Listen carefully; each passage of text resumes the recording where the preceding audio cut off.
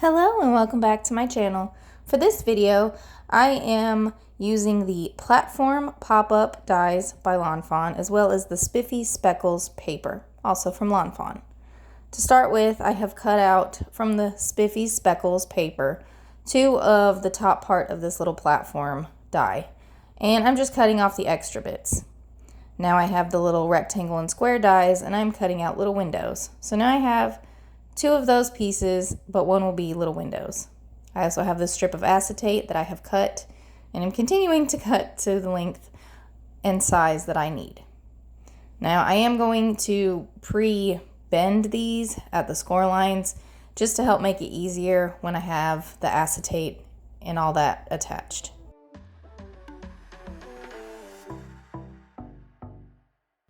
Off camera, I did attach the acetate to my front frame. After that, I'm going to assemble my little pop-up box real quick. I keep calling it a box. It's not a box. It's just platform pop-up thing. I don't know. Anyway, if you haven't watched how to do this before, all you're doing is putting score tape or some other adhesive on the little flaps. I have 3 of these little T-shaped pieces, and 2 of them I'm going to put the score tape on the bottom part that gets folded, and the other one I actually cut off a little bit of the end piece because it's not really needed. Sticking that through the little opening and then folding the paper over on itself. This will help you keep your placement exactly where it needs to be. Now I'm probably explaining this very poorly. Fawn does have a little walkthrough tutorial on their YouTube channel using this platform die, and I'm sure there are plenty of other YouTubers that have done this before. I also have previous videos where I do these little platforms, but I gotta say that while filming, it kind of messes up my ability to create without making a bunch of mistakes. I'm not really sure why. Maybe because I have to focus on what I'm actually recording as well as what I'm doing.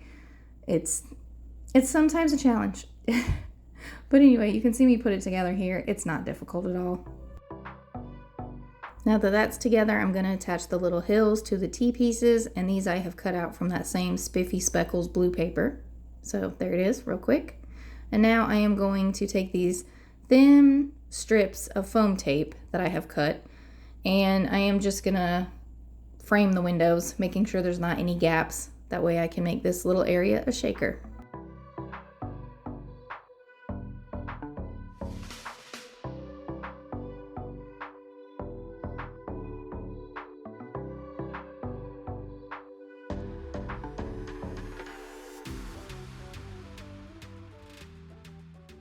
Now, because this paper is bent, I felt like this was going to be a challenge. So I did put the 2 little pieces together to start with just at the end so that hopefully my pieces wouldn't be wonky. Now, I struggled with this really bad because I removed the foam tape backing, and I don't always do that, but it kind of got messed up, took me a while. And yeah, now you see it's done, but really that was several minutes of my time trying to keep the little sequins out of the tape. Now, it was at this point I decided to go and do a little bit of something different. And this particular thing, I'm using Yeti or Not, just for the snowflakes, the smaller 2.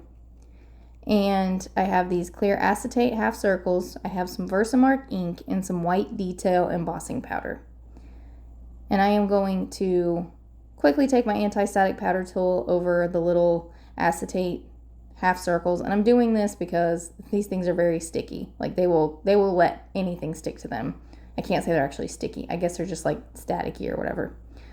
But now I'm trying to stamp my little snowflakes in different areas on each of my little half circles, and then I will put embossing powder over them. And this is heat resistant acetate, so it won't warp and melt quite as bad, but you do still have to be pretty careful with it.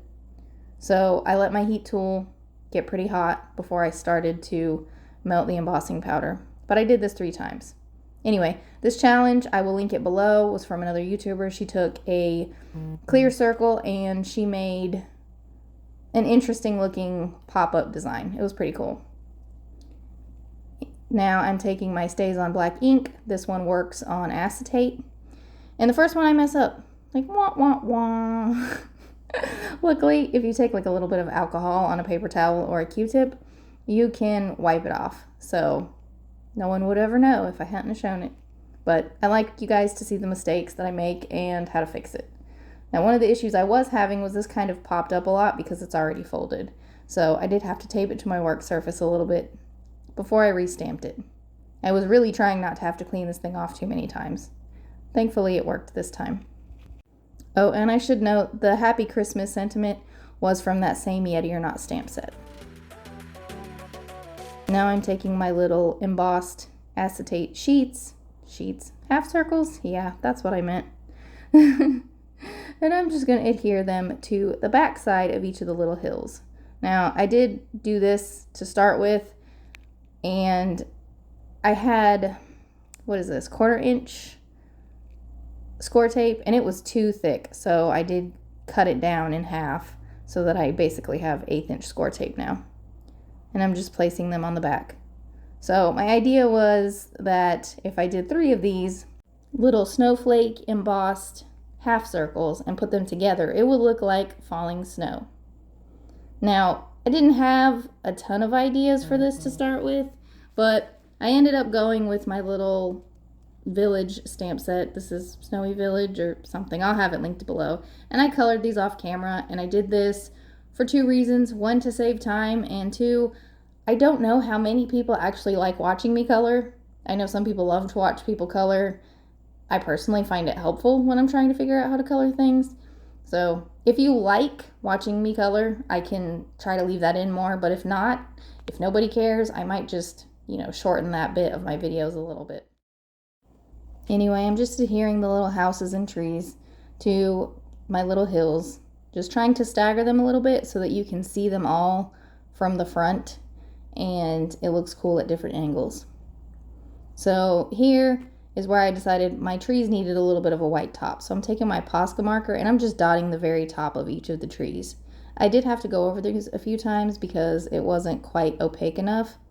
So after several times of that, letting them dry, I went back to putting the trees on my card. Now for the front, I felt like it needed a little something extra, so I'm just going to attach these trees to it. Adding some score tape to the back of this little shaker panel, and then on top of that, I do add liquid glue, and this just makes it so that I can still move it around a little bit without the score tape sticking before I'm ready for it to stick. That's what I was really afraid of with this one. So in those cases, I definitely recommend adding a little bit of liquid glue over the top. Now my card is complete. I hope you guys enjoyed today's video. I will be back with another video soon. Bye!